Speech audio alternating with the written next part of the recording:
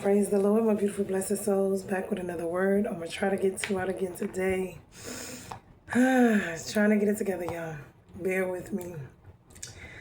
Okay, so I'm continuing on where I was before. Remember, I said I was going to skip. So because I would have normally done this July 15th, it's called service, but it goes well with the message today.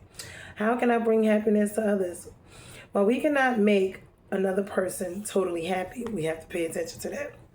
We can bring a bit of delight into their day by taking a few moments to write a note of encouragement, call to check on them, run an errand, or do a favor. We can brighten someone's life by showing that we care.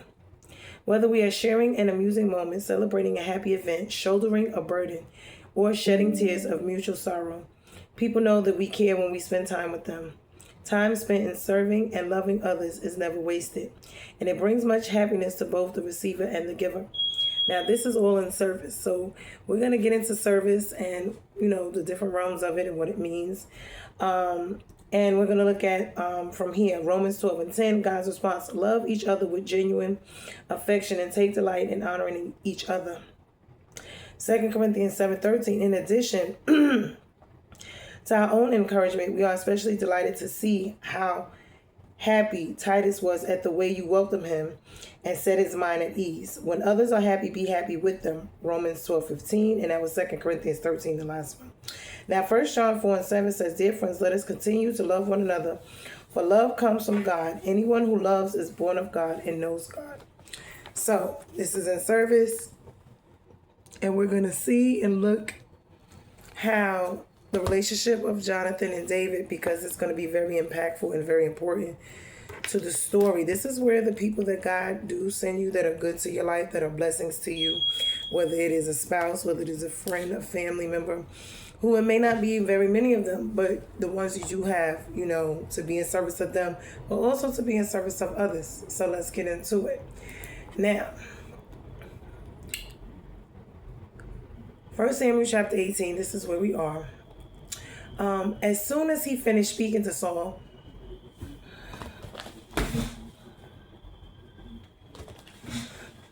the soul of Jonathan was knit to the soul of David, and Jonathan loved him as his own soul. And Saul took him that day and would not let him return to his father's house. Then Jonathan made a covenant with David because he loved him as his own soul.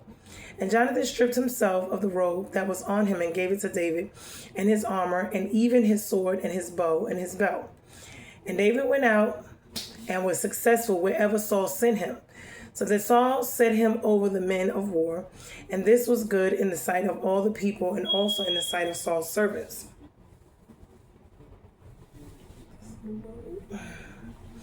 As they were coming home, when David returned from striking down the Philistines, the woman came out of all the cities. Wait a minute. Okay, as they were coming home, when David returned from striking down the Philistine, the women came out of all the cities of Israel singing and dancing to meet King Saul with the tambourines, with the songs of joy and with musical instruments. And the women sang to one another as they celebrated. Saul had struck down his thousands and David his 10,000. Now this is a little crazy, but we're going to see how this makes, a lot of a difference when it comes to the situation. That is not going to make it any better for the situation with Saul and David. And Saul was very angry and this saying displeased him. He said, they have ascribed to David 10,000, and to me they have ascribed thousands, and what more can he have but the kingdom? And Saul eyed David from that day on. So we already see he's jealous. He knows, God already left him. The Spirit of the Lord is with David. He knows this, and so he's already jealous. So as we can see, these are hidden, when people are hiding their hate, disdain for you. And we can tell and see this. So the next day, harmful spirit of God rushed upon Saul, and he raved within his house while David was playing the lyre, as he did day by day. Saul had his spear in his hand, and Saul hurled the spear, for he thought, I will pin David to the wall. But David evaded him twice. So this is like him trying to kill him or do something to him. So now I'm quite sure, you be around people and sometimes you're like, I'm not sure if they, if there's an issue here or not. And sometimes we're wrong, but sometimes if it continues on, we'll finally get the hint that yes, there is something wrong here. Saul was afraid of David because the Lord was with him, right? And had departed from Saul. So Saul removes him from his presence and made him a commander of 1,000. And he went out and came in before the people. And David had success in all his undertakings, for the Lord was with him. And when Saul saw that he had great success, he stood in fearful awe of him. But all Israel and Judah loved David, for he went out and came in before them. Now, that's the thing. You know, folks will be angry, not like you, upset with you, have issues and problems with you. And this is how this looks. For no reason. Then Saul said to David, here's my eldest daughter, Merab. I will give her to you for a wife.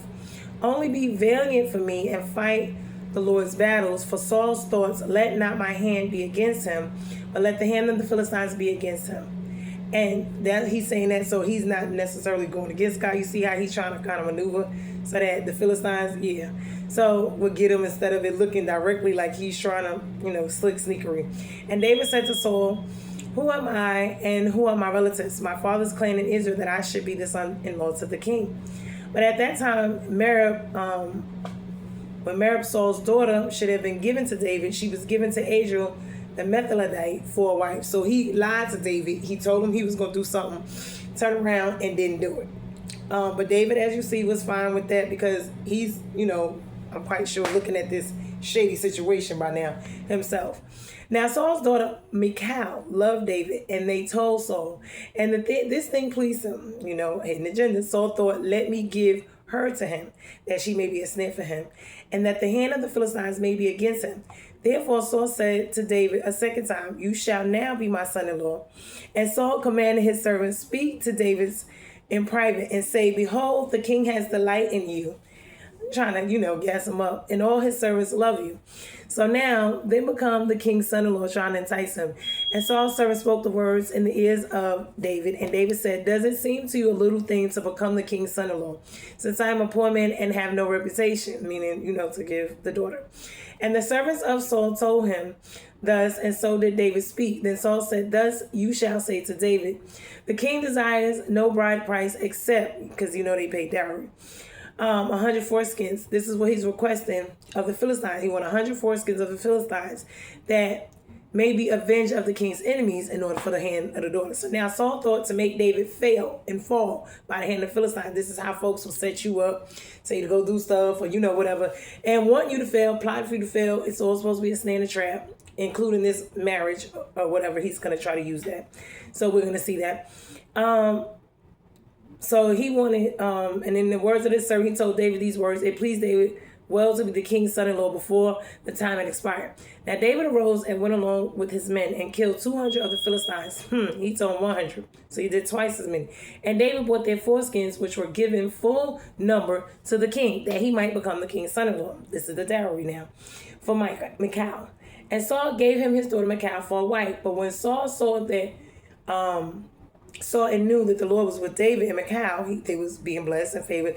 Saul's daughter loved him. Saul was even more afraid of David. So Saul was David's enemy continuously. This is how folks is behind the scenes. Always got something going on with you. Always stirring it up. Pay attention. Then the commanders of the Philistines came out to battle. And as often as they came out, David had more success of all the service of Saul, so that his name was highly esteemed. So every time he set him up to do something, and he thought it was going to fail, and it didn't. Have you ever had folks do you like that? And each time they turning around trying to look for it could be anywhere, at your job, with your friends, family. They setting up these little schemes and plots. Want you to marry this person, be with that person. So, want you to do certain things necessarily just so you can fail. Why? Because they don't want to see you happy. They don't want to see you with success. And everything they do that they're watching and plotting on your life. And like I said, these are the hidden snakes in the field. These are the hidden people, and we have to pay attention. Now, the moment Samuel anointed David as king, the Spirit of the Lord came upon David. We saw that at that time, the Spirit of the Lord left Saul. So an evil spirit took hold of Saul's mind. This is why this is happening, and this is why, spirits use people. And only David's lyre playing could soothe him. David went back and forth between playing for the king and watching his father's sheep. Now, on the day David defeated Goliath, the people's affection started turning. So now, the one shepherd boy is now the hero of the people and unintended enemy of the king. Why? Because now he's taking the spotlight off, Saul. God's not with him. He's angry. He's upset. So this is what's going on. Now, following David's post-battle interview with Saul, the king brings David to the royal court full-time. So he's no longer a shepherd boy. Saul's son Jonathan quickly forms a deep and lasting friendship with David. So this is what the service and the friendship is all about. It needs to be said that there was no sexual component, okay, in the relationship between Jonathan and David's relationship. The expression of emotion were mere accepted from merely men in the ancient world, more modern than Western nations. So brotherly love does not imply eroticism. I mean, they weren't having sex. They had a genuine, best friend, thing. Jonathan's gives David with his own royal robe and weapons. Saul sends David out on military missions, and David continues to have great success. He earns admiration and approval from both the officers and the troops and, the people. So returning from victorious battles, Saul and David are met by a crowd of women singing and dancing in celebration. Now, the women compliment Saul by saying he has slain his thousands, yet they give much greater praise to David, saying that he has slain his 10,000s. Saul is furious and terrified that David would end up taking the kingdom from him. But he already knew that, so I don't even understand. He already knew God was not with him. He already knew God was planning, to do something. So he should have already known this. I don't even understand this. So the Lord sends a harmful spirit upon Saul, which drives him to rage. Twice Saul throws a spear at David, trying to pin him to the wall. David dodges the king's attempts to kill him. Saul knows the Lord has left him and is now with David. He sends David away to command his own military unit. Yet David's success and fame only grows along with the people's love for him. So this is why so Saul keeps his fear and fury toward David mostly to himself. He's hiding, right? He doesn't want the people and everyone to turn on him. Right. Instead, Saul hopes the Philistines will eventually kill David for him. This is the plot. This is the plan. So Saul even offers David his oldest daughter in marriage, part of a trap. Then David refuses out of a sense of humility at the thought of his family being connected to the king's family. But I think that had a lot to do with him knowing that Saul just, didn't care for him. When Saul learns that another of his daughters, Michal, is in love with David, so this was perfect anyway because they was in love with each other, he tries his ploy again by intending to use her as bait for David's death. So he wants to use the daughter. So once more David refuses. He considers himself unworthy, lacking enough reputation and having no money for the bride price, the dowry. So Saul suggests that instead of money, David could earn the right to marry Michal by bringing him 100 Philistine foreskins. So the parallels, this parallels other tokens of death, so such as collecting ears or scalps. So that's like the symbolism of, he went and defeated them and bring back, that as evidence. So Saul hopes David will die in an attempt to kill so many Philistines. But David accepts the challenge and kills twice as many. So of course he's pissed. So when David returns, he counts out the foreskins before the king, and then he marries Michal. So Saul realizes that every attempt he has made to kill David has only made David stronger and more successful. For the king grows ever more terrified of David and sets himself as David's enemy for life. David does nothing to him. He's, David, meanwhile, becomes the most successful military leader in all of Saul's army. So the king continues his plot to destroy David. So he's always out to get him. This is, people always out to get you and do stuff to you. His daughter Michal and son Jonathan both protect David. So in this way, they earn their father's anger as well. He's angry with them. Why? Because the son and the daughter, Jonathan is his best friend, and the daughter who he's married to, they both, because they agree with David because of what he's doing. So they're not on the side of the father. They love him, but of course. So David flees, gathers his own army, and fights Israel's enemies as a refugee until Saul dies. So we're going to break this down because this has a lot of meaning, and that's our service this year. It was very fitting. So now in the course of the foregoing chapter, we left David in triumph. Now in this chapter, we have the improvement of his triumph. So he soon became Saul's consistent attendant, then Jonathan's covenant friend, the darling of his country, the allies of his triumphs. And this is the vanity that accompanies even a right work, that for a man is envy. So David was by Saul, and he hated him, and he sought to kill him himself. He feared him, and he contrived how he might have some mischief done to him. So he's always doing this. He proposed him to marry his daughter to him. He cheated him out of the oldest daughter to provoke him, right? And gave him the younger one under conditions which would endanger his life. But David performed his conditions bravely and grew to be more and more esteemed. Still David's rising, but as all that But as all that aim at the crown of life must expect, he had a great deal of difficulty and opposition to grapple with. So before him actually getting, because he's technically, God has already ordained him to be king, but he's not sitting in the throne. But he has all this opposition right now before he even gets there. So let's look at this and break it down, because there's just so much going on. Now, 1 Samuel reveals the victory is not the end of warfare. It is actually the beginning of new enemies. This is how this goes. So when we see we're moving up in life and things is going on, we will leave the situation there. This is what it is. David's giant wasn't Goliath. So when we look at it, David's giant was Saul's insecurity. Now, this chapter introduces two lineages colliding, the old and the new. Saul's lineage, chosen by the people, rooted in appearance, not in heart. Insecure, unstable, and threatened by anyone with grace. They represent a declining dynasty, so these are the ones on their way out. We see this all the time, but we know that the next generation is always supposed to be better than the last, so I don't know why that is an issue or problem. David's lineage, chosen by God, rooted in covenant, right? It's not about appearance, right? It's about rising, being favored, and being protected. He represents a rising dynasty. So when God shifts dynasties, the old one always tries to assassinate the new one, seems like. So we see that in our own lives, dying out or killing of the old ways and bringing in the new. Now, relational and covenant, Jonathan and David. Jonathan's soul was knit to David's, meaning like a brother. Covenant level connection. And these are the type of people that you want in your life. Why? Because these are the type of people that are going to bless your soul, your spirit, your mind, your mental, emotional, physical, financial, and spiritual well-being. These are the people. Jonathan recognizes David's anointing. He surrenders his royal garments, symbolically acknowledges David's future kingship. He protects David from Saul, who is his own father. This is divine alignment, not friendship. Why? Because it goes against natural rationale. Naturally he would have been, more linked to his father, but as we could see, that is not the case. And sometimes that will be the case. So when we see things going on in our lives and we see that we are closer to outsiders at times than we are to our own families, this may not be by design. This may actually be God's design, in the sense of those are yours. They call them destiny helpers, different, things that they are called, the ones who will be, chosen to be in life with you or to do life with you. Saul and David. Saul, he loves David at first, but then he fears him, then he hates him. Of course, he's jealous of him, and he continuously plotting to kill and destroy him. These are people with hidden agendas who are consistently trying to do things to trip you up, to trap you, to mess you over in some type of way. It could be at your job, it could be with your family, it could be with friends, it could be with your spouse, it could be with whatever. So you have to, this is demonic opposition and not leadership. We have to pay attention to what is going on here, because a lot of times we don't see it at first.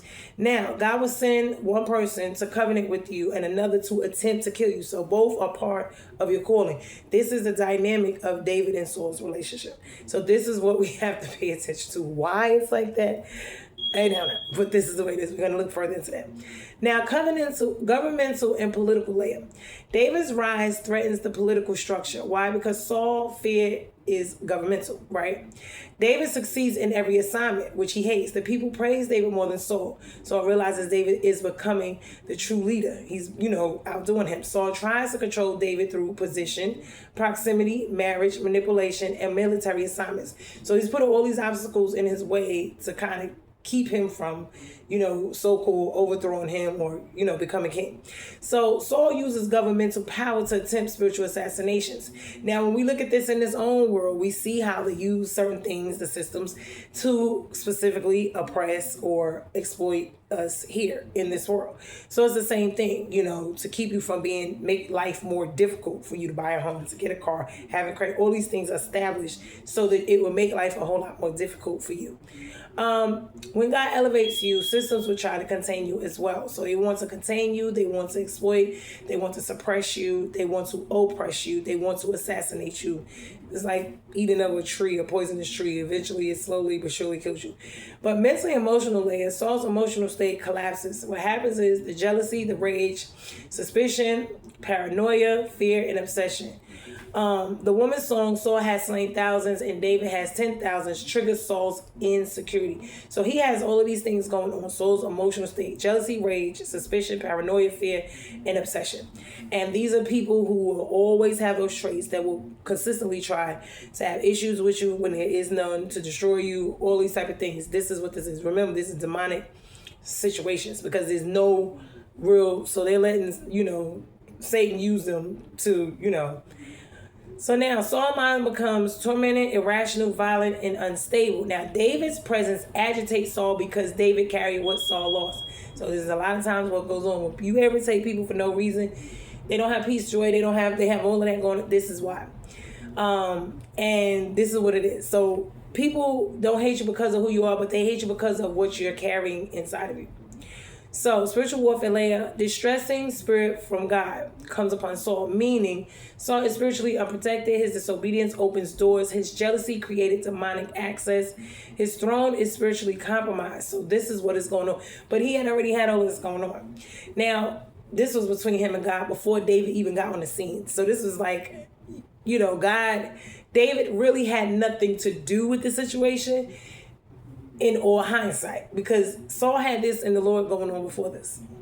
David anointing irritates Saul's demons, and this is what this is.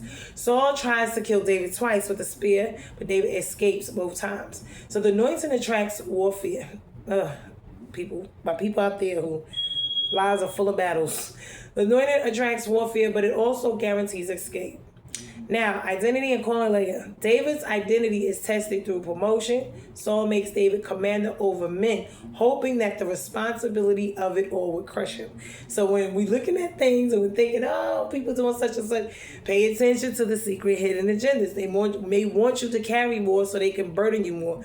And sometimes it does, and sometimes it doesn't. They want it to crush you. Popularity: Israel and Judah's love of David, confirming his future kingship. So this is what this is. Being popular, they didn't like him. Saul was getting over to the side, but Saul had a lot of stuff going on with him. Marriage and manipulation. Saul offers his daughters to trap David. A lot of times people like that, they love attention. They crave attention. It cannot be without attention. It has to always be about them. This is another sign you will see. It's never about anybody else, their life, what they have going on. It's always about them. Marriage and manipulation. Saul offers his daughters to trap David. The first daughter he withheld to make him angry, and the second daughter, Michal, he wanted to use as a snare.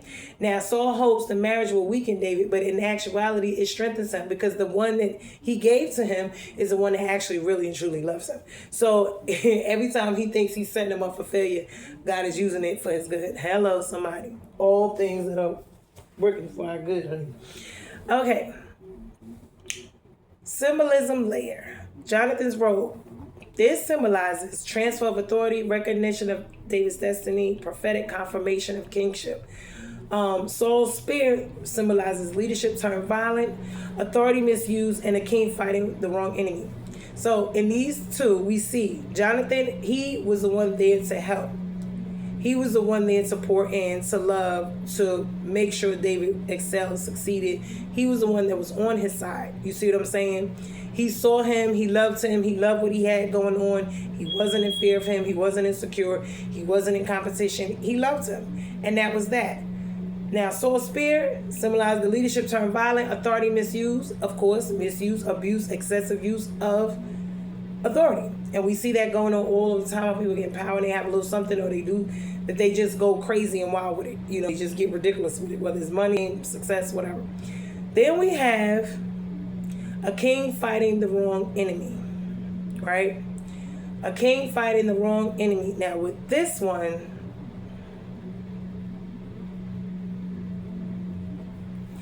a king fighting the wrong enemy. So now, meaning David is not the enemy, but that's the one he's choosing to fight with, because God is the one doing this. So he's angry with David about issues between him and God. So now he needs to really take it up with God, but he knows he can't. So he's using David and taking it all out on David. And we see this from time to time when people are angry, upset with us. You have nothing to do with what's going on, but they take it out. They'll blame you anyway for it. So then David's success, repeated phrase, David behaved wisely. Wisdom is David's spiritual weapon. Why? Because David, I'm quite sure, is paying attention to what is going on. He's not responding, which is the best way to be sometimes. We're going to break that down in a little bit. Why? Because the wisdom that God gave him to pay attention to what's going on, but not to react to it, or not react the way they think or want him to. And this is what irritates and aggravates a lot of people, where you don't do certain things the way that they want you or think that you should. It's a hot mess. So now we see, what is this? Okay, what was it? Destiny transformation later. Okay, so public rise. David's public rise. He was loved by Jonathan. He's loved by the people. He's successful in every mission. Everything the guy had him doing, he just did well. Protected by God, targeted by Saul, elevated by favor, confirmed by covenant, recognized by the nation. So we got to pay attention to these traits and these things. This is destiny transformation layer, and this is what's going on with David. So this chapter proves that David is already functioning like a king while Saul is still sitting on the throne. So now sometimes God lets you operate in your calling before you officially hold the title, but it won't be the way you think, or, it won't look the way you want it to look. Culturally and socially, Israel's culture values, right? They value military access or success. They value leadership and strength. They value public praise, and they value covenant loyalty. David excels in all four. Saul is terribly failing in all four. So the culture shifts from Saul to David, preparing the nation for the transition. Basically, this is like when favor makes you a target. This is service. This is a bunch of different things. When the real war wasn't in Goliath, why anointing attracts jealousy. These can, fill out for many of those areas. And basically what it is, a lot of times your rise will irritate people, and it would irritate the wrong people, but it would attract the right ones. But both are necessary for your elevation. So, with that being said, I had some questions that I had, and I was going to put in here because I wanted to find out what was going on with a few things. One, we see how David's jealousy and insecurity, is showing more and more. Even though he's trying to hide it, it is showing more and more. Also, he doesn't want it to be known because he don't want people to hate him. So a lot of times folks but act like they like you when they really don't, because they don't want other people to know that they don't like you, and usually it's for no reason, because they don't want to make themselves look bad. So now, hold on. I gotta go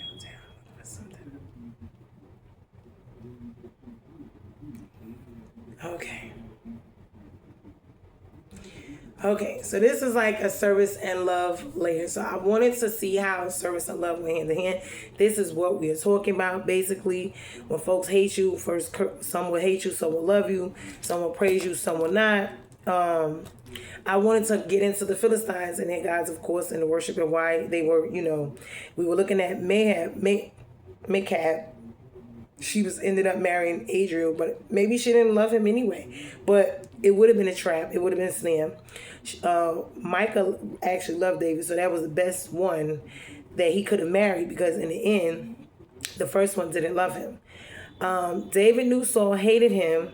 God used it to reveal Saul and David's hearts and his character. So this is what this is about, right? Because at the end of the day, David knew. From time to time, he paid attention. He knew and he understood. And this is why he was operating or acting with the wisdom God gave him the way he was. And sometimes you'll know people don't like you, and this is the way that you should react. You should really try not to give them any much of a reaction, because of, the fact that you don't want people just be having actions and reactions to you when it comes to that. You just don't. You know what I mean? So you want to be able to deal with it and deal with the situation accordingly. You don't want to make it worse.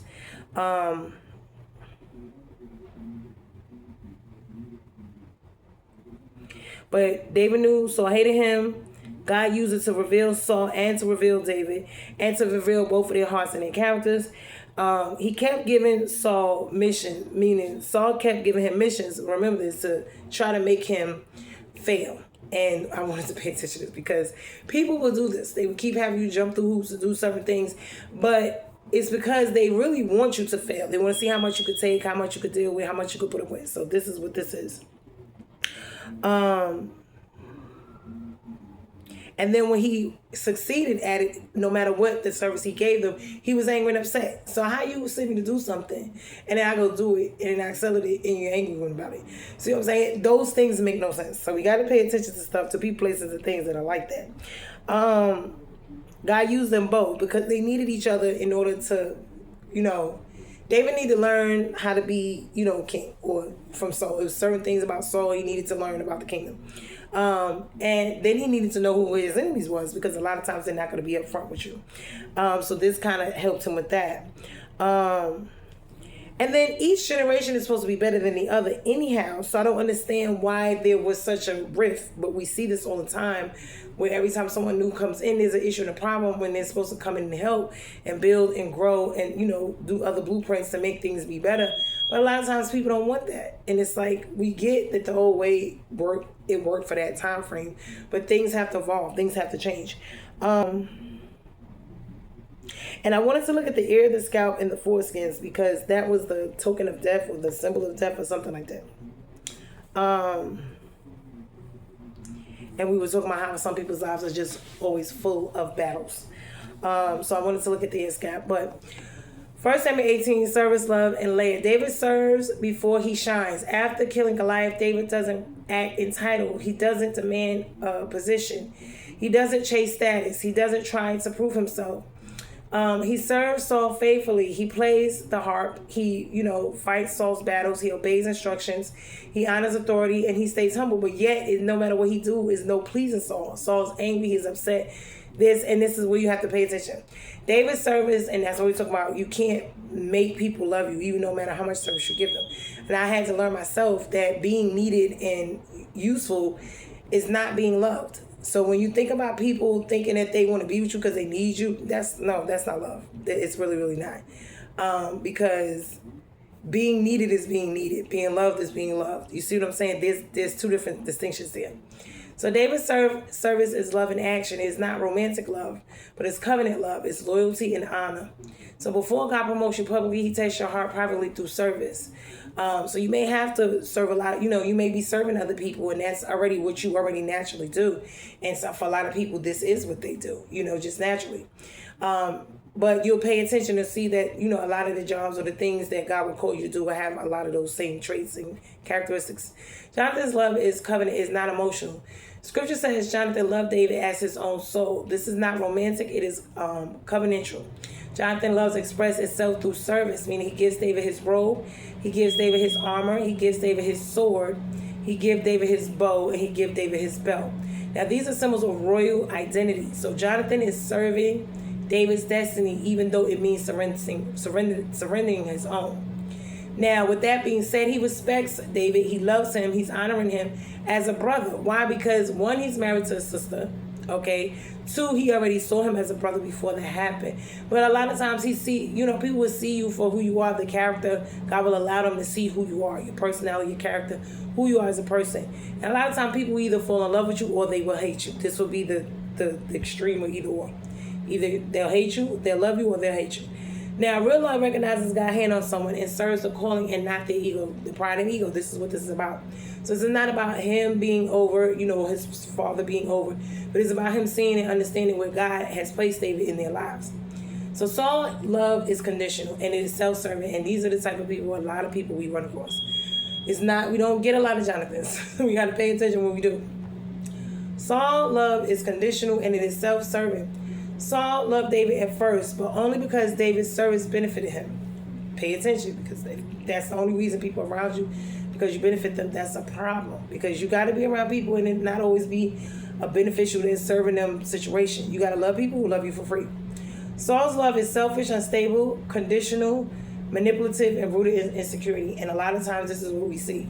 So people say they love you, but they have all these traits. They're selfish, they're unstable, they're conditional, they only love you on conditions. They're manipulative, and they're rooted in insecurity. They have their pride and their ego. So Saul uses service as a trap. So he offers his daughter, as a snare. So he's acting like he's giving him a gift, but it's not. And he gives David military assignments hoping he dies. So it's like they're giving you stuff outwardly. But it's because they have hidden agendas of wanting to see you fail by doing that. So pay attention.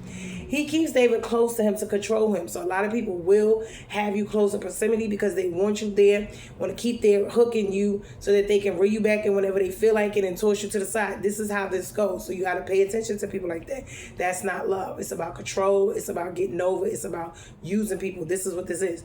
Saul's version of love is possession. Is not covenant. He wants to obtain, maintain, and absorb you with himself, and for you to be him and be like him instead of being who you are. This is not what that is. Now, not everyone who loves you is for you. Some love what you do for them and not who you are. This is what this is. Michal's love for David was genuine, but it was complex. Why? Because Michal loved David and Saul kept trying to weaponize her love, meaning to use her against him. So her love expresses itself through loyalty, protection, and emotional attachment. But Saul keeps trying to twist her love and make it into a trap, meaning to use her for his own gain. Now remember, this is her father, so I'm quite sure this is quite a situation for Michal. Even genuine love can become complicated when surrounded by unhealthy people. Please understand this.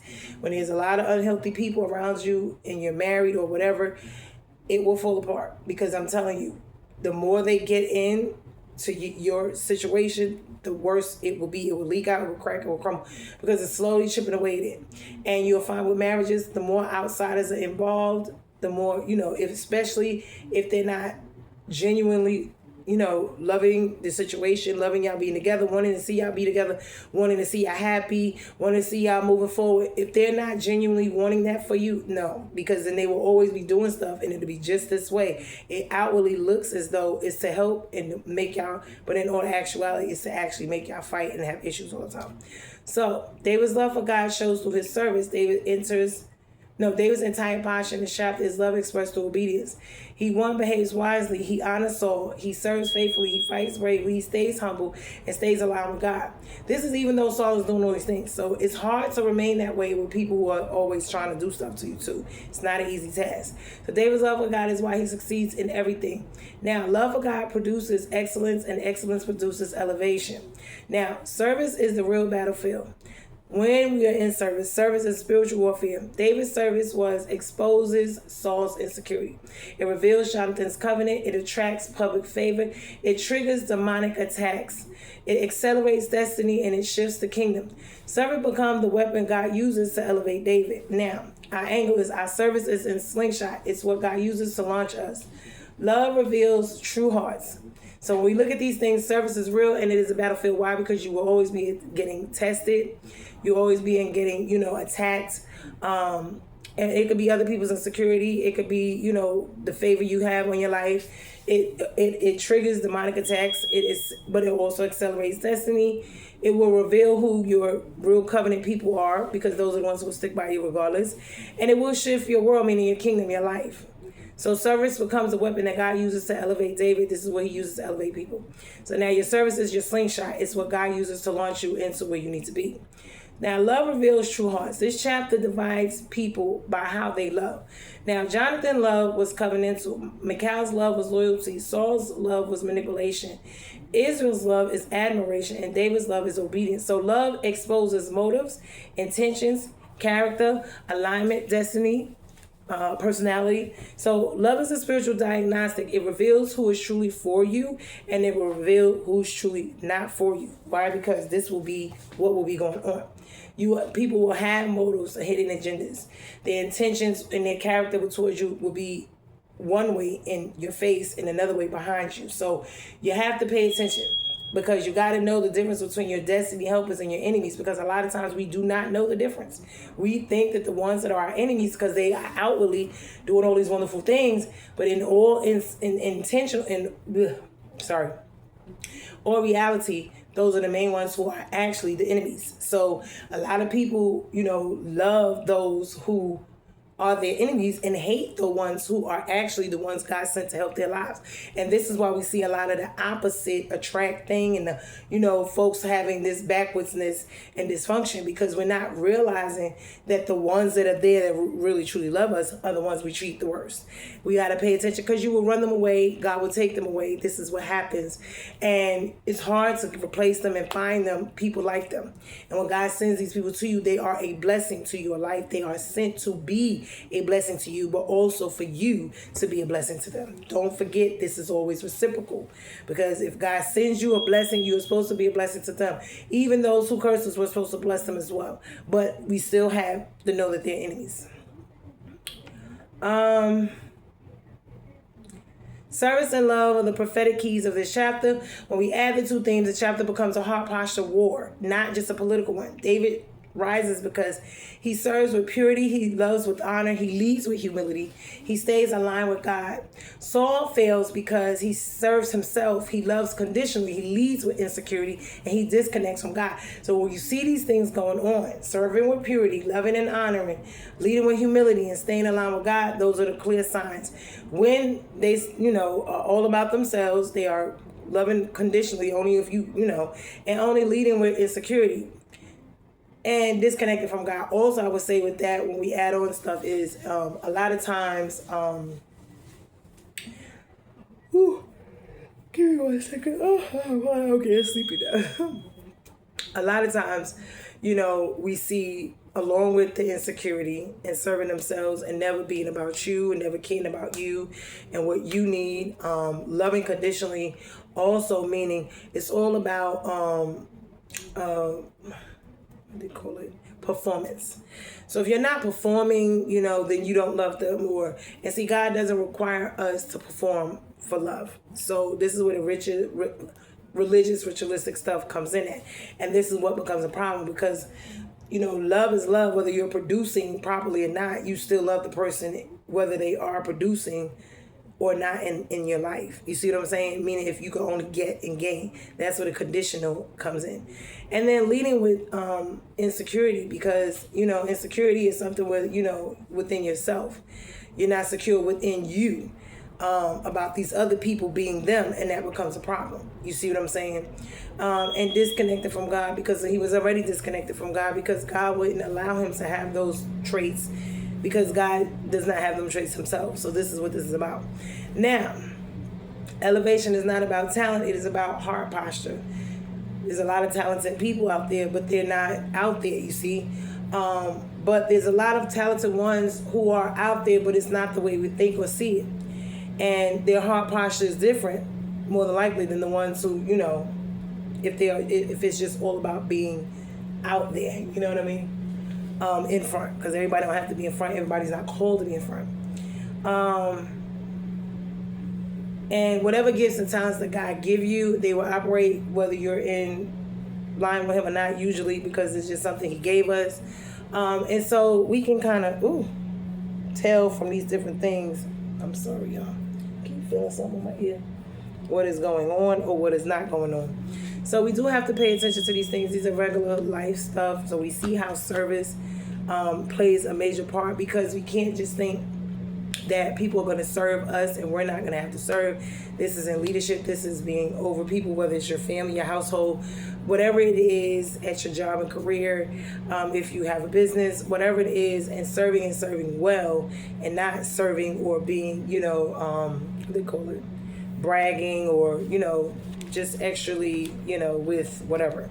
So, some people just lose themselves in whatever it is that they have or gain or acquire in life. And then the way that they treat people just becomes an afterthought. And that's crazy, because I tell people all the time, you can be up one day and down the next, because God will have a replacement for any and everybody at the drop of a dime, as we can see. So I hope this word was a blessing to you guys. We are bruised and not broken. I am trying to get these words out as fast as I can. I'm not trying to rush, but I want to get them out. I want to get caught up, because we're going into day 21, and I'm way behind as far as the words from the days. But anyway, I want to catch up. I do need time for myself, to heal, to think, to, deal with my own life. And sometimes it does get a little hectic, so just bear with me. If I'm not posting like that, just go through my old videos. Like I tell people, it's for videos that I've already had done that may help them as well. My testimony, different things. You can go back to when I first started. There's plenty of videos on here to actually, pour into your lives or to help you. And I hope that this channel is actually being a blessing to you guys. I did ask for folks to put, the little comments, like comment and subscribe. I don't get to check them often. I try to. And then sometimes there's a lot of them, so for me to respond, so it just depends. And it's not that I'm ignoring anybody. And sometimes I'll put stuff up if I have time to put it up. But outside of that, like, share, comment, and subscribe to the channel. I do have my Cash App in the bio link if you'd like to be a blessing to me in this channel. And outside of that, I pour into you guys, hoping that you will pour into others as well. Because we all need, a little something going on here in this thing called life. And God is the answer to, the questions that we have. But also wanted to get that, what was it? Oh, yeah, the ear, scalp, the foreskins. And so ear, scalp, foreskins, and the Philistines.